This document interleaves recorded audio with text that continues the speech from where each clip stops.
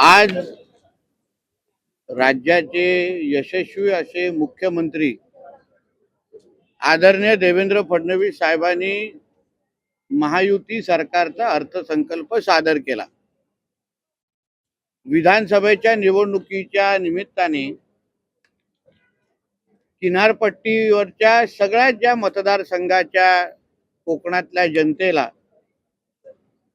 आपण महायुतीवर विश्वास ठेवून आमचे लोकप्रतिनिधी निवडून द्या आणि आम्ही कोकणातला मच्छीमारांचा असो किंवा एकंदरीत सागरी पूर्ण किनारपट्टीचा विकास करू असा शब्द आम्ही सगळ्या जणांनी तिकडल्या जनतेला दिला होता आणि म्हणून देऊ तो शब्द पूर्ण करू। जसा तो एका चित्रपटाचा डायलॉग आहे, मैं कमिटमेंट देने के बाद मैं खुद की भी नहीं सुनता, त्या प्रकारे या अर्थसंकल्पामध्ये मत्स्य व्यवसाय खाते असो, बंदरे खाते असो आणि आमच्या कोकणासाठी या अर्थसंकल्पामध्ये आदरणीय मुख्यमंत्र्यांनी जे अर्थ खातं पण ते सांभाळत आहेत, त्यांनी कोकणासाठी एवढं भरभरून दिलेलं आहे। कोकणाच्या विकासाला खऱ्या अर्थाने त्यांनी चालना दिलेली आहे आणि म्हणून मत्स्य व्यवसाय मंत्री म्हणून, बंदरे मंत्री म्हणून आणि सिंधुदुर्गाचा पालकमंत्री म्हणून मी आदरणीय मुख्यमंत्री साहेबांचं, दोन्ही उपमुख्यमंत्र्यांचं आणि मंत्रिमंडळाचं मनापासून आभार मानेन की जे क्रांतिकारी निर्णय आज त्यांनी घेतलेले आहेत त्याच्यामुळे राज्याच्या नागरिकांच्या दरडोई उत्पन्नामध्ये निश्चित पद्धतीने वाढ होईल, एवढे चांगले निर्णय आज घेतलेले आहेत। सुरुवातीला म्हणजे माझ्या मत्स्य व्यवसाय खात्याचा गेल्या वर्षापर्यंत बजेट हा 414 कोटी होता। 235 ते 226 कोटी पर्यंत आम्हाला मिळायचे। गेल्या वर्षापर्यंत आमच्या मत्स्य व्यवसाय खात्याचा राज्यस्तरीय एकही योजना नव्हती, म्हणजे पंतप्रधान मत्स्य संपदा योजना सोडली तर एकही योजना राज्यस्तरीय या खात्याची नव्हती।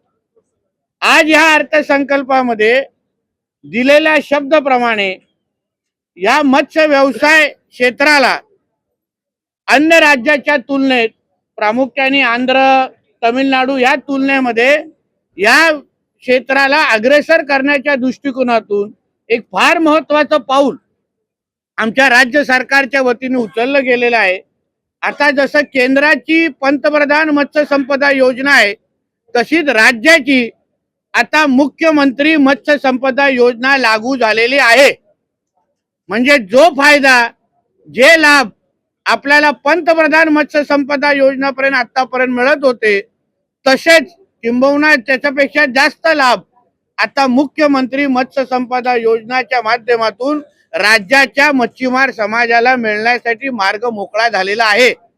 गेल्या वर्षी 414 असलेला आमच्या खात्याचं बजेट हे ह्या वर्षी 1024 कोटी पर्यंत आज नेलेला आहे आणि याचा थेट फायदा राज्याच्या उत्पन्नावर होणार आहे। मत्स्य शेतीमध्ये किंवा मत्स्य उत्पादनामध्ये वाढ हा जसा आंध्रामध्ये, तमिळनाडूमध्ये, केरळमध्ये त्या राज्याच्या विकासामध्ये फार मोठ्या प्रमाणामध्ये झालेला आहे, तसाच फायदा येणाऱ्या काळामध्ये आपल्या राज्यामध्ये मत्स्य उत्पादन वाढल्यामुळे आपल्या राज्याचं दरडोई उत्पन्न आणि राज्याच्या उत्पन्नामध्ये पण निश्चित पद्धतीने वाढ होईल। मत्स्य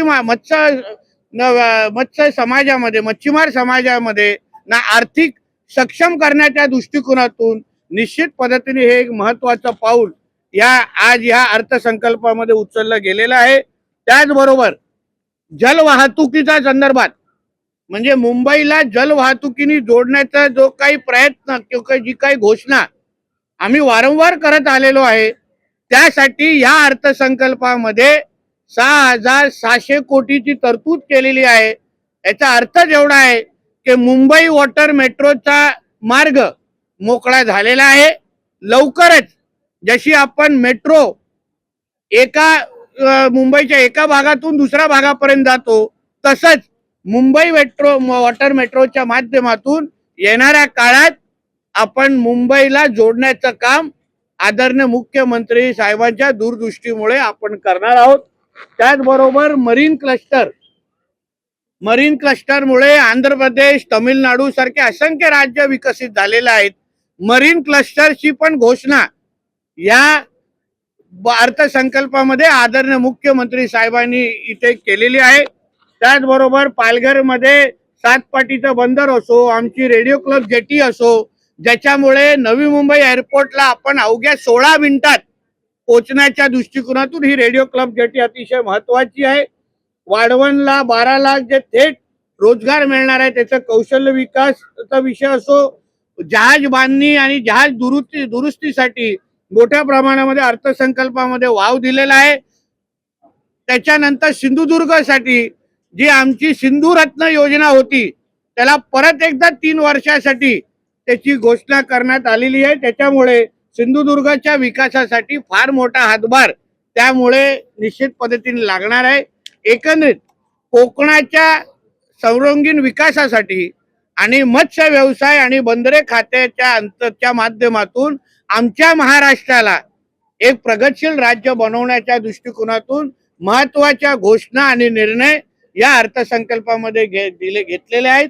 आता त्या संबंधित खात्याचा मंत्री म्हणून पालकमंत्री, सिंधुदुर्गाचा पालकमंत्री म्हणून आमच्या खांद्यावर जबाबदारी आहे की ह्या योजना तळागाळापर्यंत पोहोचवणं, शेवटच्या मच्छीमारांपर्यंत पोहोचवणं. त्याचबरोबर बंदरे खात्याच्या अंतर्गत जे जे घोषणा झालेल्या आहेत त्याच्या सगळे प्रकल्प टाइम बाउंड म्हणजे वेळेत पूर्ण करणं. उदाहरण आमचा प्रयत्न आहे की येणाऱ्या डिसेंबर महिन्यापासून मुंबई वॉटर मेट्रोचे 2 मार्ग आम्हाला सुरू करायचे आहेत आणि त्या दृष्टिकोनातून आम्ही आमचं काम आता यापुढे सुरू करणार आहोत. एक लक्षात घ्या, जेव्हा आम्ही MTOM ची ही बोर्ड सुरुवात केलेली, आम्ही पहिल्या दिवसापासून आमची सगळ्यांची हीच भूमिका आहे की सुरक्षेबद्दल आम्ही काही तडजोड करणार नाही. आमचा महाराष्ट्र मेरीटाईम बोर्ड ह्याबद्दल अतिशय सतर्क आहे. म्हणून जेव्हा एक किरकोळ अपघाताची बातमी आम्हाला सिंधुदुर्गामध्ये जेव्हा बोट कळली, आम्ही संबंधित मालकांना कळवलं. आताही त्याचं रिपेअरचं काम सुरू आहे. रात्रपर्यंत रिपेअरचं काम पूर्ण होईल. आमचे अधिकारी तपासून घेतील, सगळं नीट करतील आणि उद्या संध्याकाळपर्यंत ही बोट परत एकदा कोकणाच्या दिशेने जातील. आमची नैतिक जबाबदारी एवढीच आहे की कुठल्याही पद्धतीने सुरक्षेबद्दल तडजोड करणार नाही.